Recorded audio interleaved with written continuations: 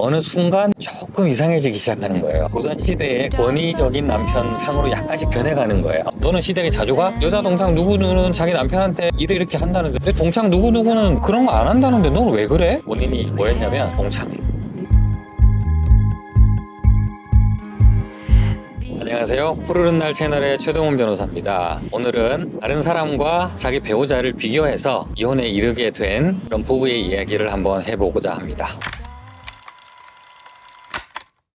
블로그 사례에 대해서 간단하게 소개 부탁드리겠습니다. 남편이 이제 직장 생활을 하는데 모임이 많아요. 네. 평소에는 이제 다정다감했고 애들한테도 잘 하던 남편이었는데 어느 순간 조금 이상해지기 시작하는 거예요. 뭐가 이상해지냐? 요새는 그런 남편이 별로 없는데 이상하게 약간 뭐랄까 권위적으로 변해가면서 옛날에 조선시대의 그런 권위적인 남편 상으로 약간씩 변해가는 거예요. 네. 뭔가 지시를 하면 무조건 따라야 된다거나 조금이라도 뭔가 잘못하면 바로 지적을 한다거나 이제 이런 행동들이 늘어나는 거죠.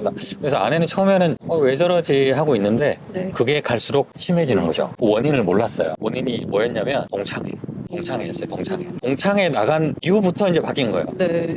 결혼해서 아이도 있는 상황에서 남편이 동창회에 나간다. 그 동창회가 남자도 있고 여자도 네. 있어요. 보내시겠어요? 남편이 간다고 하면? 네. 보내시겠어요? 네. 아무 걱정 없이. 걱정 좀 하게. 네, 걱정 좀 되시죠. 처음에 별 생각 없이 그래 비즈니스 해야 되니까 동창회 가는 거 찬성했어요. 네. 처음에는. 그런데 이상하게 좀 쓸데없는 물건을 좀 이제 사온다거나 네. 그래서 뭐 좀 이상한 행동을 하는 거예요. 네. 뭐 이상하게 뭐 필요 없는 화장품을 사왔는데 알고 봤더니 여자 동창이 화장품 판매 일을 해서 거기서 그냥 덜컥 사온다거나 네. 또 골프 모임 간다고 했는데 회사 사람이랑 간 줄 알았더니 알고 봤더니 동창생끼리 갔고 네. 거기는 이제 여자들도 껴있어. 이런 일이 조금씩 있었던 거죠. 그런데 이제 남편이 성격도 변하기 시작했어요. 불만도 많아지고 청소가 안 됐다, 뭐 밥이 맛이 없다, 이상하게 옛날 하던 그대로인데 그거를 이제 지적질을 하기 시작하는 네. 거예요. 친정에 간다 그러면 너 친정 왜 가? 너는 시댁에 자주 가? 이런 식으로 사사건건 사건건 불만인 거죠. 그러더니 나중에는 이제 본심이 나오는 거예요. 야, 우리 여자 동창 누구는 자기 남편한테 이렇게 한다는데 너는 왜 그거 안 해? 이런 말을 하기 시작하는 네. 거죠. 그리고 아내가 뭔가 어떤 행동을 하면 야, 내 동창 누구는 그런 거 안 한다는데 너는 왜 그래? 그 이제 아내 입장에서는 누군지도 모르는 여자라고 나를 지금 비교해가지고 나를 지금 이런 식으로 대우를 해야 되나? 기분이 나쁘죠, 당연히. 네. 아니, 그 여자가 누군지는 모르겠지만 그 여자는 그 여자고 나는 나고 네. 기분 나쁘죠. 그래서 그런 식으로 비교하지 말아라. 왜 자꾸 비교하냐 그랬더니 뭐 남편은 알겠다고 하고 네. 넘어갔는데 네. 하지만 계속 비교를 했어요. 네. 그리고 또 얼마 지났다 보니까 남편이 자동차 보험 가입을 할 때가 됐는데 가입을 안 하는 거야. 이미 가입을 가입을 한 거죠. 네. 어디 가입했냐? 찾아봤더니 여자 동창생이 보험 설계사였던 네. 거죠. 네. 그런데 웃기는 건 자기 아내가 보험 설계사예요. 아, 자기 아내한테 안 가입을 하고 동창한테 가서 가입을 했던 거죠. 네. 네. 보험 설계사는 보험 가입을 하고 실적이 있어야 네. 되잖아요. 네. 아내는 황당한 거죠. 또 따지면 싸움이 되고 남편도 이제 불만이 이제 점점 네. 쌓여가는 거죠. 아이들 데리고 이제 명절에 친정 가겠다라고 하면 너만 가.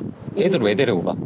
이렇게 네. 하고 그리고 또 부부간에는 이제 부부 관계도 하고 뭐 이렇게 할 텐데 그런 민감한 문제까지 비교를 하는 거야. 야, 누구 애는 뭐 남편한테 이런 것도 해준다더라. 좀 너는 왜 그래? 또 비교하고 비난하는 거죠. 네. 네.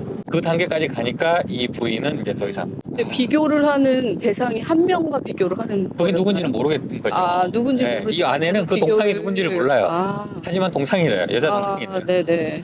실제로 알고 보면 뭔가 좀 남편도 부적절한 관계가 있을 수는 있겠죠. 네, 하지만 네. 그거는 확인은 되지는 않았어요. 네. 그래서 아내도 좀 뒷조사는 좀 해봐야겠다. 이런 생각을 가지고 저한테 상담을 오셨어요.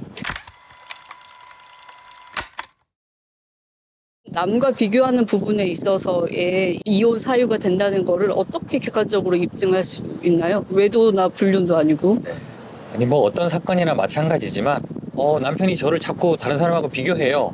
이거 그냥 한두 번 비교한다고 당연히 이혼 사유가 되지는 않겠죠. 네. 그 정도가 좀 심해야 되겠죠. 네. 이 부분은 더 이상 이런 식으로는 살 수 없다. 그 정도까지 이제 여러 번 반복이 네. 되고 아내가 좀 하지 말아달라고 얘기했음에도 이제 지속적으로 반복하면 이혼 사유는 될 수 있어요. 그러면 이혼 사유는 되지만 이렇게 비교합니다라고 주장했는데 남편이 네. 저는 그런 적 없는데요 라고 하면 결국 네. 비교했다는 거는 아내가 입증을 해야 되거든요. 네네. 그것도 증거가 필요하죠.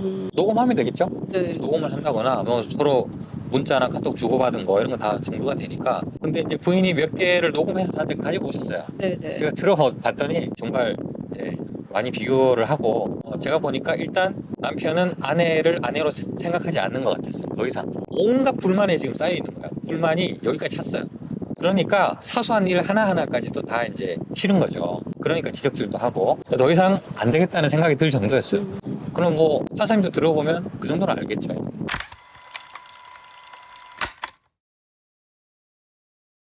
그러면 함부로 녹취를 하면 안 된다고 하는데 남편과의 대화는 녹취를 해도 되는 건지 녹취할 때 주의점이 있는지. 네, 뭐 녹음하는 거는 가장 많이 활용되는 증거 방법 중에 하나예요. 그런데 어떤 거는 되고 어떤 거는 안 되느냐. 네. 기준은 딱 하나예요. 내가 대화자로 참여한 대화는 네. 원래 녹음해도 돼요. 하지만 내가 대화자로 참여하지 않은 대화는 녹음하면 안 되는 거죠. 네. 그래서 중요한 기준이군요. 그렇죠. 아내가 남편하고 대화하면서 남편 몰래 녹음한 거는 대화자로 아내가 참여했기 때문에 괜찮은 네, 네. 거예요. 그런데 뭐 남편이 차 안에서 다른 사람하고 막 대화하는 거를 아내가 몰래 뭐 녹음기 설치해서 이렇게 한다거나 하는 거는 불법이죠. 처벌받을 수 있거든요.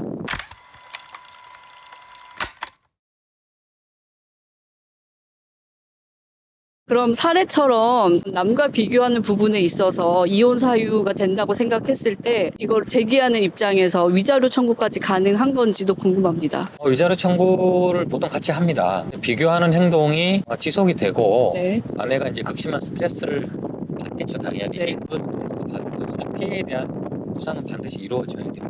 그거를 위자료로 이제 보상을 하는 거거든요. 네. 위자료 액수가 사실 크지는 않습니다. 최대가 3천만 원 정도 네. 때문에 그래도 이제 증거를 꼼꼼하게 수집하시고 네. 내가 이런 피해를 당해서 힘들다라는 점을 얘기를 잘 하면 어느 정도의 위자료는 인정받을 수 있을 것 같아요. 이혼하는 부부가 딱 그것만 가지고 이혼하진 않거든요. 네. 또 다른 또 사유들이 있어요. 뭐 폭언을 한다거나 생활비를 안 준다거나 뭐 부부 관계를 거부한다거나 이런 것까지 또 복합적으로 같이 진행되는 경우가 많기 네. 때문에 그런 것까지 다 합치면 위자료 액수가 더 올라갈 수 있어요. 아.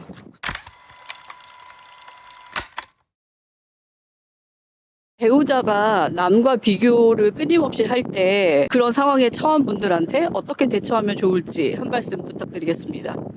네, 비교할 때는 같이 비교하세요.